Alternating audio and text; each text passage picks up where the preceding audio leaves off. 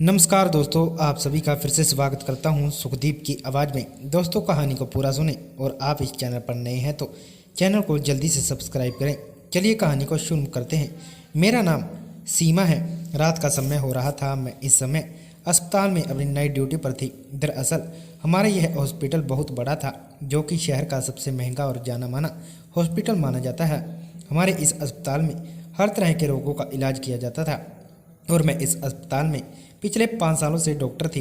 इस अस्पताल में रात के समय भी पेशेंट का आना जाना लगा रहता था। पूरे अस्पताल में एक मैं ही ऐसी डॉक्टर थी जो अपने मरीज के लिए अस्पताल में मौजूद होती थी, क्योंकि मेरा घर यहाँ से ज़्यादा दूर नहीं था। यह अस्पताल ही मेरा घर था। मैंने अपनी ड्यूटी को ही अपना सब कुछ मान रखा था। मैं थोड़ी बहुत देर के लिए अपने घर चली जाती थी और फिर वापस आ जाती थी।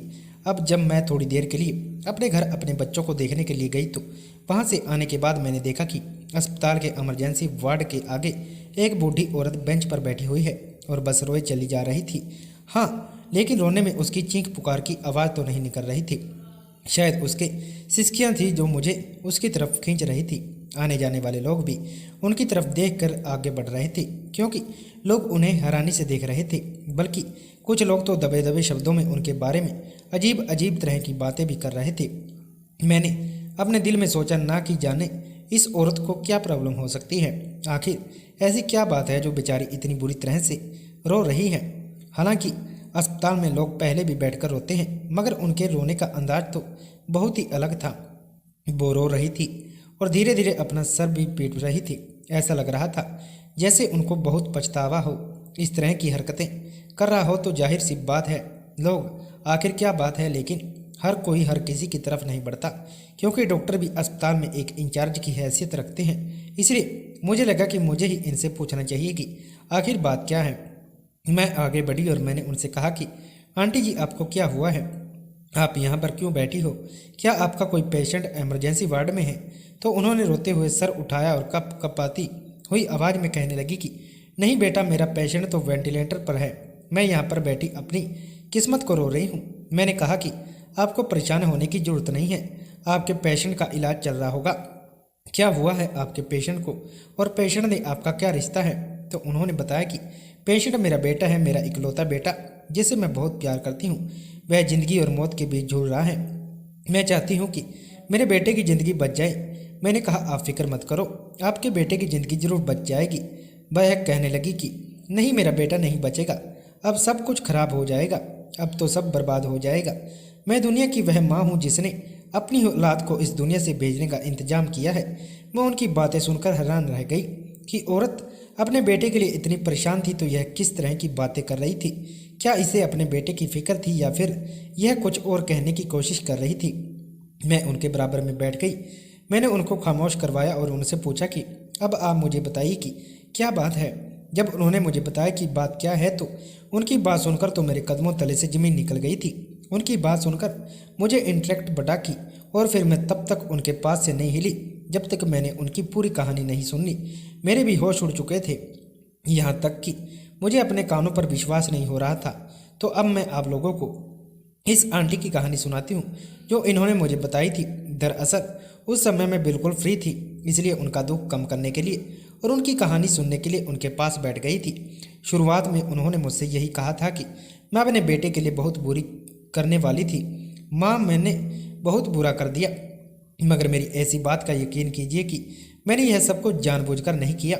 अब मुझे समझ नहीं आ रहा था कि क्या होगा, मेरी समझ से बाहर है। आगे मैं क्या करूं? यह बात सुनकर मेरे दिल में एक हलचल सी मच गई थी। आखिर कोई ऐसी भी क्या बात हो सकती है? एक माँ इतनी बेचैनी से पछतावा कर रही हो। मैंने उन्हें तसल्ली दी कि आप परेशान नहीं हो, मुझे बताइए कि आखिर क्या बात है।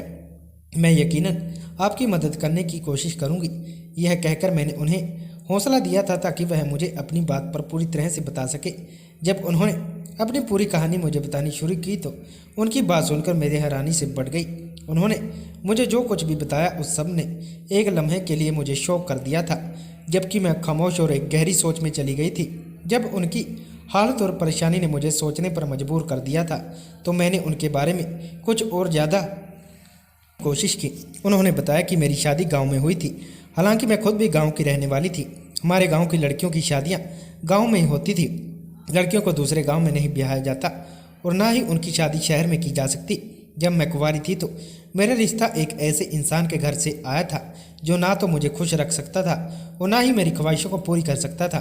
मेरे घर वाले इसे मेरी शादी करवाने पर मजबूर हो गए थे क्योंकि वह बहुत सांवले रंग की हूँ, इसलिए गांव में कोई भी मुझे अपने घर की बहू बनाने के लिए तैयार नहीं था। मगर जिस इंसान के घर मेरे लिए रिश्ता आया था वह भले ही मुझे खुश नहीं रख सकता। मेरे घर वालों की यह बहुत बड़ी खुशकिस्मती की परिस्थिति की पहले उसके घर से हुई थी। मेरे माँ बाप बहुत खुश हुए थे।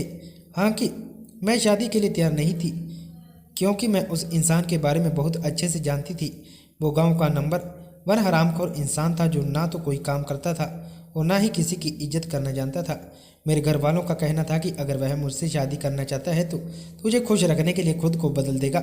वैसे भी जब लड़के कुंवारे होते हैं तब अपनी मनमानी करते हैं, लेकिन जब शादी हो जाती है और परिवार का बोझ उन पर पड़ने लगता है तो वह खुद ही ठीक हो जाते हैं और कामकाज करने लग जाते हैं, जिम्मेदारियों को संभालने लगते हैं। इसलिए परेशान मत हो और इसी लड़के से शादी कर ले। मेरे घर वाले ज़बरदस्ती मुझे इसके साथ झोंकना चाहते थे क्योंकि मैं उन पर बोझ नहीं था। बस अपना बोझ हल्का करने के लिए वह मुझे ऐसे इंसान के साथ बिहाना चाहते थे।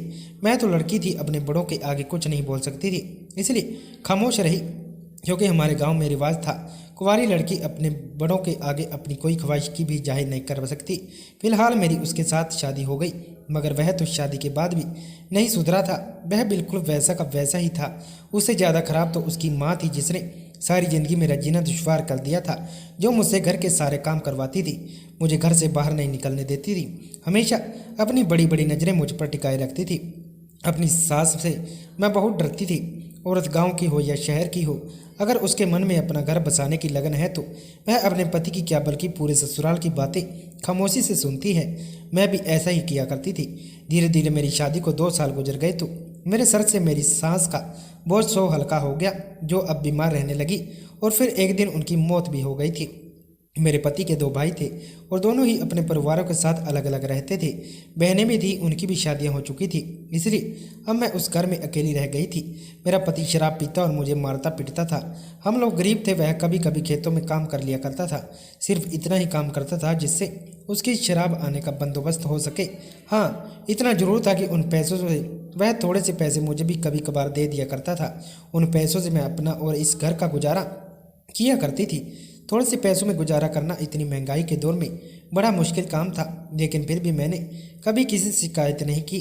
कुछ समय गुजरा तो मेरे पति को भी बुरी तरह लगी। वह हमेशा मुझे बांझ होने के ताने दिया करता था। कहता था कि मेरा एक दोस्त है जिसकी उम्र मेरी जितनी है, उसकी शादी मेरी शादी से 6 महीने बाद हुई थी और आज उसके पास 2 बेटियां हैं, मगर तू तो मुझे अभी तक औलाद का सुख नहीं दे सकी। एक तो तू शक्ल से भी अच्छी नहीं, दूसरा तू मुझे जिंदगी का कोई सुख नहीं दे सकती। ऐसी औरत को अपने घर में मर जगह ना दे तभी बेहतर रहता है। मैं अपने पति की इन बातों पर सिर्फ आंसू बहाती और उससे कुछ न कहती। अब उसके यह ताने दिन बदलते जा रहे थे। मैं बहुत परेशान थी कि आखिर मैं क्या करूं। वक्त अपनी रफ्तार से चलता जा रहा था, मगर मेरा एक दिन बड़ी मुश्किल से गुजरता था, क्योंकि जब औरत पर जुल्म होता है तो वह समय उसके लिए बहुत भारी गुजरता है। यह मेरी सास मरने के बाद तो मुझ पर और भी ज़्यादा जुल्म करता था और मैं खामोशी से सब कुछ सहन करती। दिन रात उड़ते बैठते वह मुझे बांझ होने के ताने देता। मैं कोई बांझ तो नहीं थी, यह तो ऊपर वाले की मर्जी थी कि कब वो मेरी गोद भरता। मैं दिन रात ऊपर वाले से प्रार्थना करती रहती कि वह जल्द से जल्द मुझे माँ बनने का सुख देते, ताकि मैं अपने पति को बता सकूं कि मैं बांझ नहीं हूँ, मैं उसे पिता बनने का सुख दे सकती हूँ। लेकिन काफ़ी समय हो गया मेरी गोद नहीं भरी थी। धीरे धीरे मेरी शादी के पूरे 8 साल गुजर गए थे और इन 8 सालों में कोई ऐसा दिन नहीं था जब मेरा पति मुझे किसी न किसी बात पर नहीं मारता था। लेकिन कहते हैं ना कि जुल्म करने वाला इंसान भी एक दिन अपने के लिए भुगतने के लिए अपने पति का भी वक्त आ गया था कि अब वह अपना हाथ रोक ले। शायद वह मेरी हिम्मत आजमा चुका था, इसलिए अब वह बीमार रहने लगा था। उसे एक ऐसी बीमारी ने घेर लिया था जिसने उसका बचना बहुत मुश्किल था। ऊपर से वह गरीब था, अपना इलाज भी नहीं करवा सकता था। इस दौरान पता चला कि मैं उसके बच्चे की माँ बनने वाली हूँ, और जब उसने यह खबर सुनी तो उसने रोना शुरू कर दिया था। ऊपर वाले ने उसे ऐसी बीमारी दे दी कि शायद वह ज़्यादा दिन जिंदा नहीं रह सकता था। अब उसके हाथों में इतनी हिम्मत नहीं थी कि वह मुझे मार सके। उसकी जुबान से बोला भी नहीं जाता था। जिस मुंह से वह मुझे कड़वी कसेती बातें कहा करता था, उसके मुंह पर जैसे अब ताला सा लग गया था। मैं बहुत खुश होती थी मुझे अपने पति के बीमार रहने का कोई दुख नहीं था, बल्कि मैं सबसे ज़्यादा खुश इस बात से थी कि मैं माँ बनने वाली हूँ।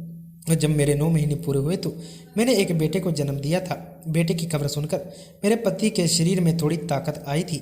वह मेरे बच्चे को गोद में लेना चाहता था, मगर नहीं ले सका, क्योंकि हमारे गांव के वेद जी ने उसे कह दिया था कि इस छोटे से बच्चे को तुम गोद में ना लेना, वरना तुम्हारी बीमारी इसे लग सकती है।